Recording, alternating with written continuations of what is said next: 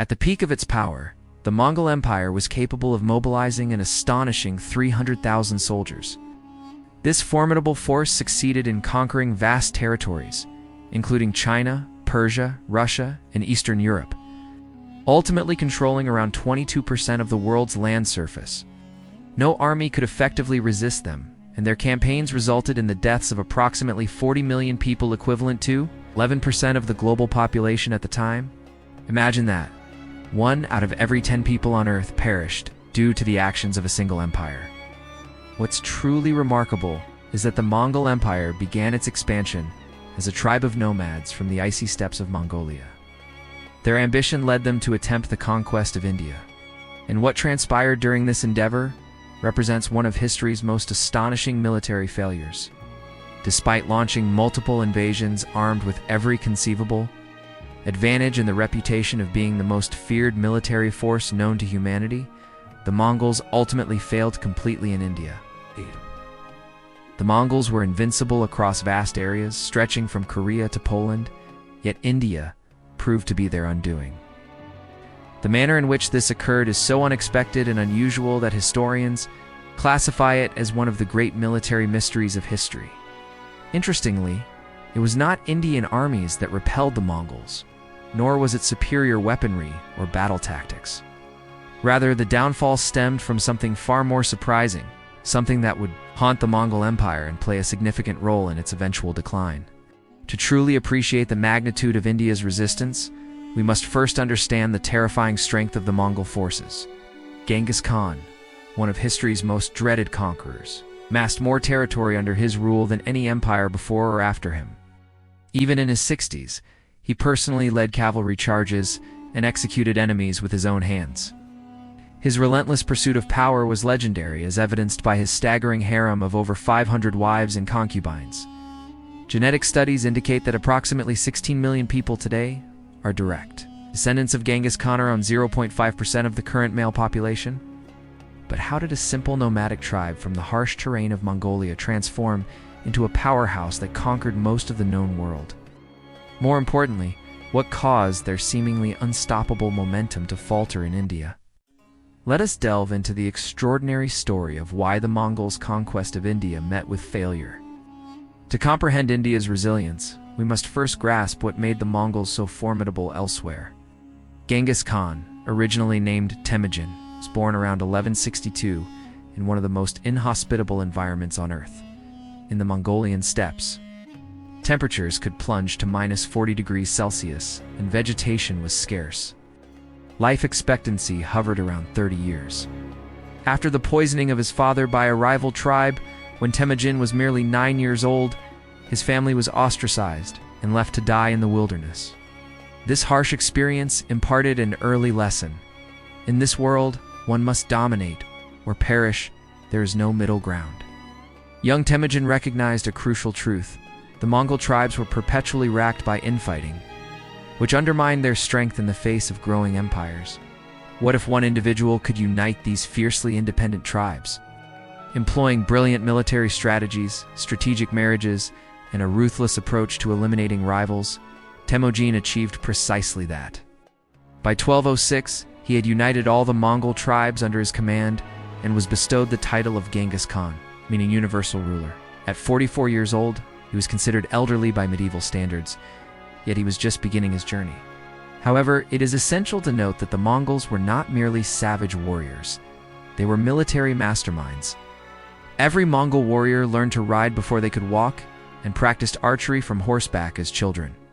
They could shoot arrows with deadly precision while galloping. Their composite bows could reach targets over 350 meters away, more than the range of European crossbows.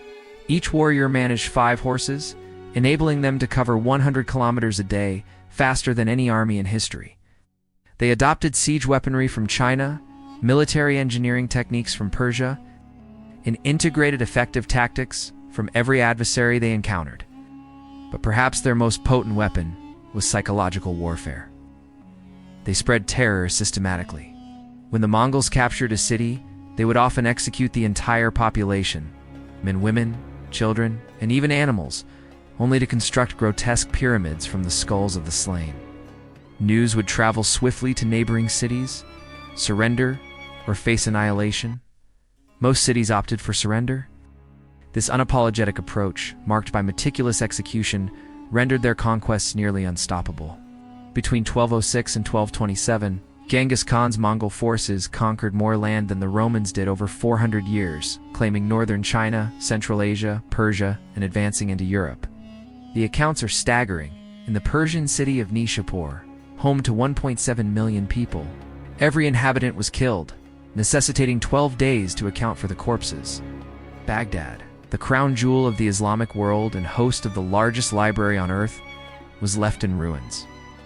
Ink from thousands of discarded books turned the Tigris River black, mingling with the blood of the slain. What set the Mongols apart from other conquerors was their pragmatic approach. They did not care for cultural or religious differences. If a populace submitted, paid tribute, and provided value, they could retain their customs, faith, and leaders.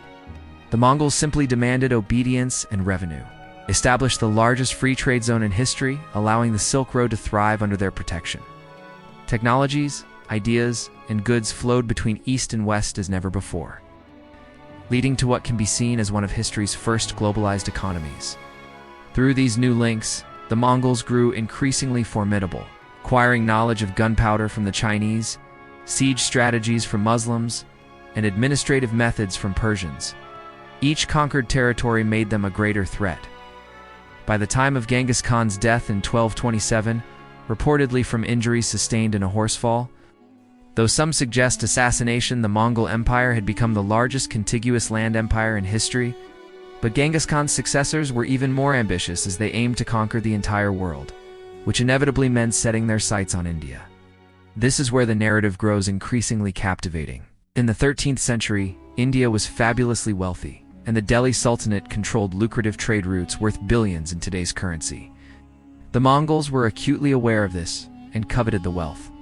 Between 1221 and 1327, they attempted 6 major invasions of India and failed each time. Surprisingly, it was not superior Indian armies that thwarted them. While the forces of the Delhi Sultanate were competent, they were not on par with the Mongol military machine. So what was the secret behind India's resilience? The first invasion occurred in 1221, with Genghis Khan personally leading the charge against the Khwarezmian prince Jalal ad-Din. The Mongols triumphed in battle and routed Jalal ad-Din's forces. Yet something peculiar happened. Genghis Khan chose not to continue the pursuit. Mystified historians have long pondered why a man known for his relentless conquests would suddenly abandon the invasion of such a rich land. The answer lies in India's secret weaponized environment. The Mongols' entire military strategy hinged on their cavalry, with each warrior needing 5 horses. In India, particularly during the scorching summer months, the northern grasslands transformed into arid wastelands. Temperatures soared to 45 degrees Celsius, and the Mongol horses, adapted to the cold steppes, began to die en masse. But that was not all. India also harbored diseases that the Mongols had never encountered: malaria, dysentery, and cholera. In contrast to the cold, dry climates where they had thrived and conquered, southern Asia posed a deadly challenge. Lacking immunity to such diseases, the Mongol army found itself decimated by illness. One account recounts how a contingent of 30,000 Mongol warriors dwindled to a mere 8,000 within weeks of entering India, without significant military engagement. This situation was paradoxically ironic. The Mongols were masters of biological warfare, often catapulting plague-infested corpses into besieged cities. Yet they fell victim to unseen foes that wreaked havoc on their ranks. Despite their construction of an invincible reputation, the Mongols could not abandon their aspirations in India, leading them to persist in their efforts. In 1241, following Genghis Khan's death, his grandson, Monkey Khan, attempted another invasion, this time with careful preparations. They enlisted Chinese engineers to dig wells and Persian doctors to combat diseases. However, Sultan Balban of Delhi had been studying Mongol tactics and recognized the enemy's reliance on mobility and psychological warfare. Instead of engaging in open battle, Balban employed a clever strategy. He retreated while burning crops and poisoning water supplies. The Mongols, accustomed to living off the land they conquered, found themselves devoid of food and water. Their forces, gradually weakened. As disease swept through their malnourished troops, Balban would strategically launch quick raids on isolated units and supply lines before vanishing again. The Mongols found themselves up against what they deemed shadow warfare, a threat against which they had no effective countermeasure. The repeated failures in India imposed a considerable strain on the Mongol Empire. Other regions noticed that these once invincible conquerors could indeed be defeated, leading to spurred rebellions and the diversion of critical resources away from expansion efforts. Conflicts over whether to persist in pursuing conquests in India created fractures within Mongol leadership. Some advocated abandoning the endeavor entirely, while others viewed it as a matter of honor that must be resolved. Unbeknownst to them, these internal divisions would eventually contribute to the empire's fragmentation. In 1299, a significant shift occurred with the ascension of Alauddin Khilji to power in the Delhi Sultanate. Unlike his predecessors, who concentrated on defense, Khilji opted to take the fight to the Mongols. The Sultan built a formidable standing army of 500,000 men, requiring a staggering $2 billion annually to maintain. Herein lay the ingenuity. Khilji specifically recruited soldiers from regions immune to local diseases and trained them in anti-cavalry tactics.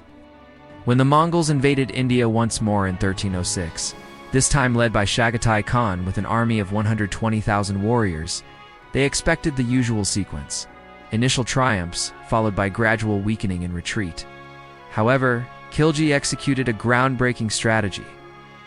He allowed the Mongols to advance deep into India, beyond any point of retreat, before striking decisively at their supply lines. Every bridge was burned, every granary destroyed, and every water source poisoned. Cut off and encircled, the Mongol army began to starve, and disease surged among the ranks. In the face of mounting desperation, Khilji offered the invaders a choice: surrender or die. Most opted for death, remaining steadfast in their warrior code, yet around 20,000 chose to surrender. In a stunning display of power, Khilji had them publicly executed in Delhi, constructing a tower from their skulls, employing the Mongols' own terror tactics against them. The impact was unmistakable. India had become the graveyard of Mongol invincibility. After 1306, the Mongols significantly curtailed their serious attempts to conquer India. Although they continued to raid the borders, the dream of including India in their empire had perished in the fields outside Delhi. Tragically, the brunt of the conflict fell upon the ordinary soldiers on both sides. Mongol warriors, many of whom were mere teenagers from the steppes, succumbed to diseases they had never faced far from home, while Indian peasants saw their fields razed and villages destroyed in the wake of relentless warfare. Conservative estimates suggest that over 2 million lives were lost in the Mongol-Indian conflicts. The inability of the Mongols to conquer India exemplifies how even the most formidable military force can be vanquished by unforeseen factors.